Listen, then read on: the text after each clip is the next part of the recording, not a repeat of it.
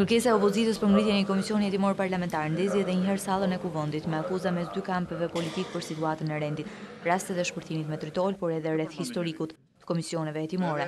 Partia Demokratike ka pretenduar se transparenca dhe hetimi parlamentar janë një mekanizëm që kushtetuta ja jep pakicës pa kushte. Por kryeministri Edi Rama risolli në vëmendje farsën e komisioneve hetimore ku ai ka qenë protagonist, duke theksuar se opozita duhet të respektojë kornizën kushtetuese. Zoti kryetar, unë isha shumë i sigurt që ju s'mund ta pranoni këtë komision. S'mund pranoni sepse lidhjet e krimit janë lidhjet më të tmerrshme të kësaj mazhorance dhe ka frikë të jashtëzakonshme, por u garantoj që po bëni një gabim shumë të madh. Unë personalisht kam pas fatin e madh të shijoj një 3-4 nga këto farsat hetimore tuajat. Askush nuk ju pengon, ne jo, që të hetoni qatë doni, brënda kornizës kushtetuese dhe kornizës parlamentare. Doni të hetoni, bujrum, hetoni. Por çfarë doni të hetoni konkretisht, këtë duhet ta sqaroni ju. Sepse nga çfarë flisni, nga çfarë shkruani, s'ka zot ta marrë vesh se çfarë doni të hetoni ju. Ose më sakt, merret vesh vetëm një gjë, që George Bernard Shaw, kur e ka thënë atë shprehjen, duket sikur ju ka pas juve përpara. Debati më jashtëpër është zhvilluar për situatën e rendit dhe sigurisë dhe akuzat nuk munguan as për bandën e kapur së fundmi nga policia.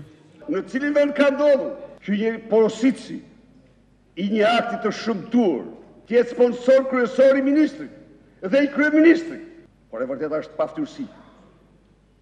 Nga ata të cilët për 7 ditë s'ja morën dëshminë dhe tani si zagar vërsulen mediave për të mashtruar.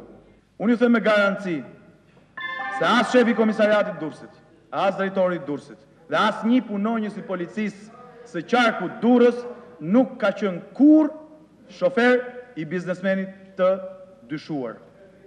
Dhe për më tepër, një tjetër gënjeshtër vetëm për të baltosur suksesin e policisë, sipas cilës që në ka sorollatur 12 ditë, është prap një gënjeshtër. Edhe kjo seancë plenare prodhoi sulme e fyerje personale mes mazhorancës e opozitës. Citova George Bernard Shaw për budallënj dhe nuk tregova me gisht asnjë budalla. Po me sa duket zotria nuk rinde dot pa thënë që jam njëri nga ata. Zotria është mësuar që kur vje puna edhe për perversitete dhe për budalli që është mësuar drejtoj gishtin nga vetja, rastisht ndonjëherë që se drejton, po gishtin prapë te vetja e ka. Sa për shifrat e kriminalitetit, unë i kam këtu, po mbesoj nuk është e udhës zgjatëm, lini zotin Mul dhe zotin Pjedashës, të dalin dhe të dyfishojnë sipas orarit. Të hash dhe të pish në mënyrë të shëndetshme është shumë e mirë, por të përdorësh atë që përdorin këta, jo vetëm flokët që do ju bien, jo vetëm sytë që do ju nxjihen, po do t'ju marrë dhe jetën. Prandaj miqësisht ta lëmë sa së zhvonë. Kjo ishte seanca e parë plenare ku kreu i kuvendit Ilir Meta nuk lejoi ish kryeministrin Sali Berisha të flasë më shumë se koha e lejuar nga rregullorja e kuvendit.